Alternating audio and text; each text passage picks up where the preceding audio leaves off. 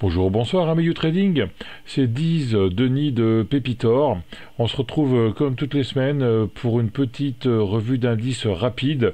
On va voir le SP500, le Nasdaq, le Dow Jones, le DAX et le CAC. On va voir un peu avec toutes les annonces qu'on a eues cette semaine, avec les tensions en Europe de l'Est entre la Russie et l'Ukraine.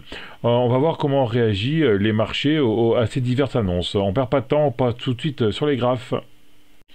On commence tout de suite par le SP500, une petite vue moyen-long terme pour commencer. On va commencer en weekly, on va se mettre en logarithmique. On voit la grosse chute du Covid ici, grosse chute mais très rapide. Hein. Quand on voit ça dans la vie du SP500, ça a vraiment été une anomalie, on dira.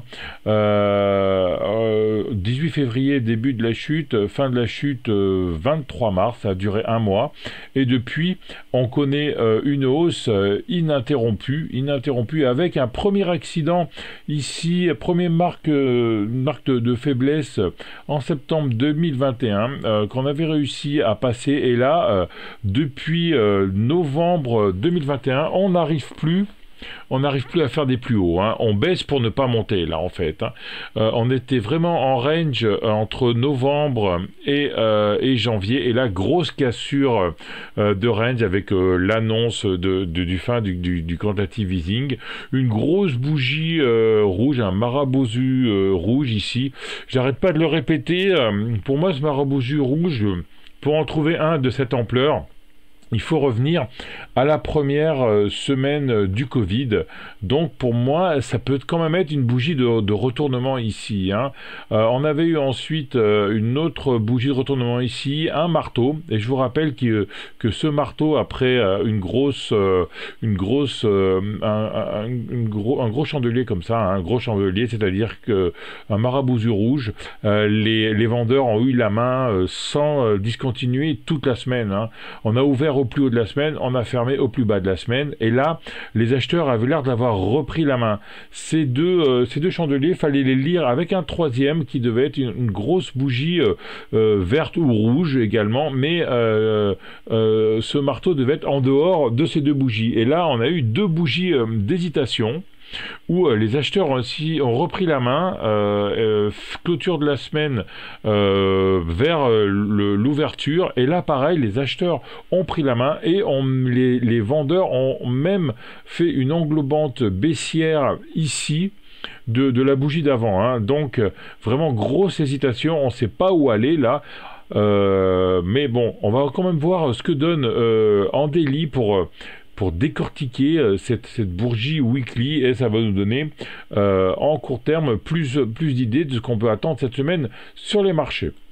Donc en daily, voilà, on avait cette grosse chute ici avec la grosse bougie rouge weekly. On a cassé la M200, donc je rappelle la M200 pour les trend followers, au-dessus de la M200 tendance haussière, en dessous de la M200 tendance baissière.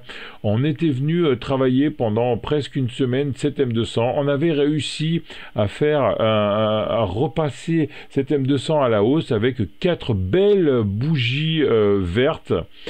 On s'était arrêté un peu nulle part ici, ce que je vous disais la semaine dernière, on s'était arrêté nulle part, il n'y avait aucun support, résistance, sauf, si vous vous souvenez, les retracements de 50%, de 61,8% de Fibonacci au point près, hein. On était revenu travailler cette M200. On pouvait penser que ça pouvait être un pullback sur la cassure de la M200, et là double top sur les retracements de 61,8% de Fibonacci, grosse figure de retournement sur une résistance, c'est pas bon, hein. Et tout de suite, grosse sanction derrière, les deux grosses bougies rouges, on est venu recasser cette M200. À suivre, surtout avec les tensions macro.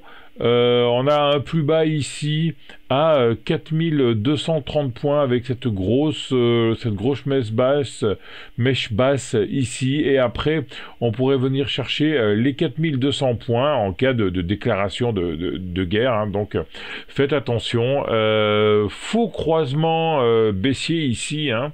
L'AM7 revenu, on revient chercher l'AM20 baissière ici, M7 haussière, M20 baissière, et un recroisement pour le bas, hein. Donc fin de consolidation, possible repris de tendance de baisse ici. Le Nasdaq, maintenant, le Nasdaq en daily, un peu la même chose, hein. Le Nasdaq, lui, était vraiment flat depuis le mois de septembre. On essayait de faire des plus hauts, on est arrivé de manière très très sporadique. Un excès haussier ici, un autre excès haussier ici. On est venu travailler pas mal de fois les plus hauts du mois de septembre. On avait un beau range entre novembre et janvier.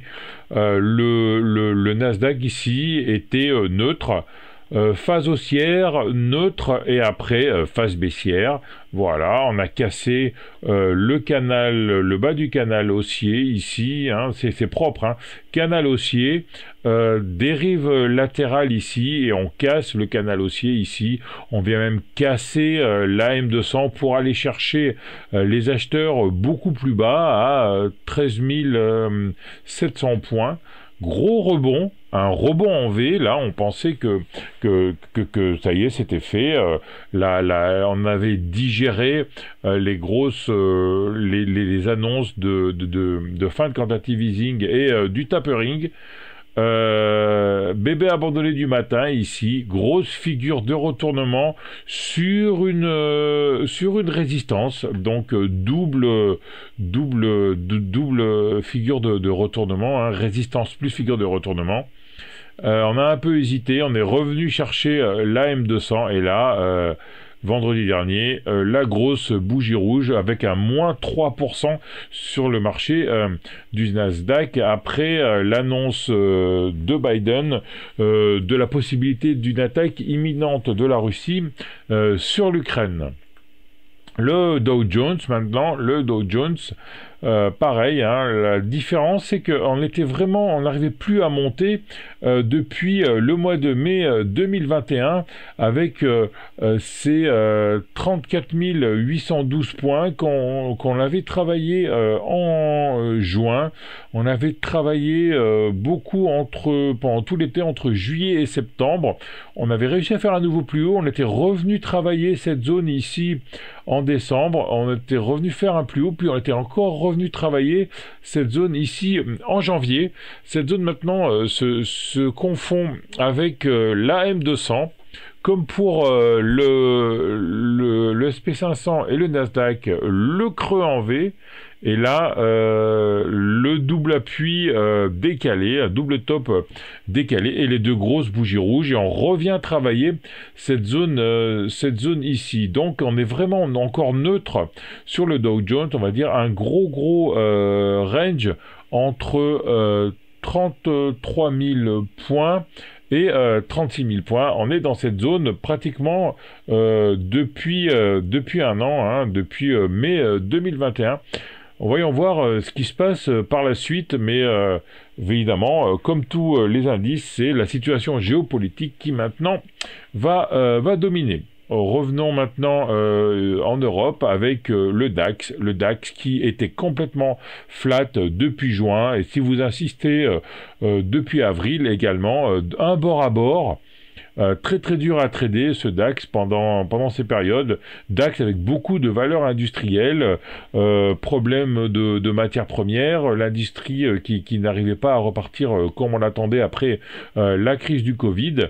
Un bord à bord entre 15 000 et 16 000 points, hein, donc 1000 points, pas beaucoup de volatilité dans ce DAX. On casse la M200, franchement, on essaye de la reprendre, mais bon, pas de vraie tendance encore sur ce DAX.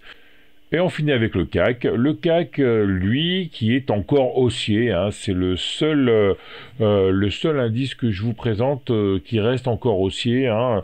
Les autres sont baissiers neutres. Le CAC, lui, est encore haussier.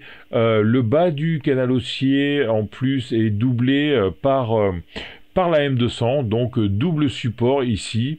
Hésitation, mais rien de bien grave encore pour le CAC, donc toujours haussier.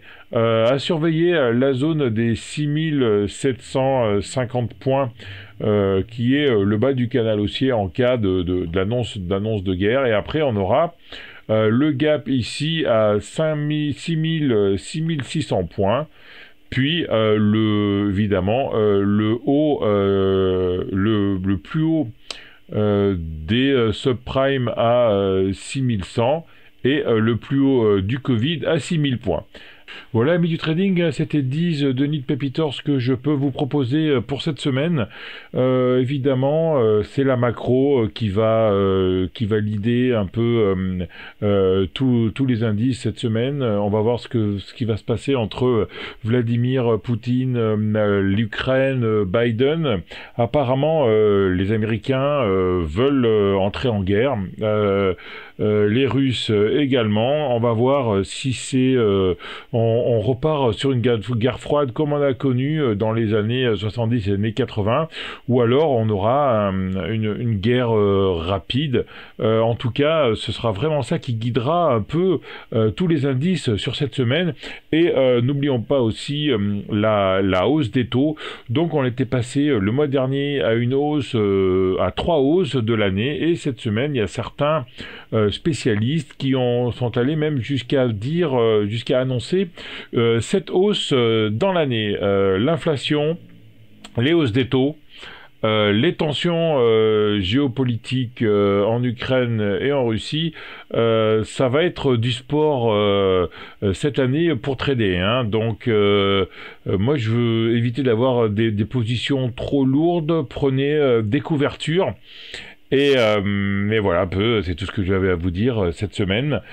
Si vous avez aimé, mettez un pouce bleu, abonnez-vous à la chaîne, laissez des commentaires, et on se retrouve la semaine prochaine. Merci, ciao à tous.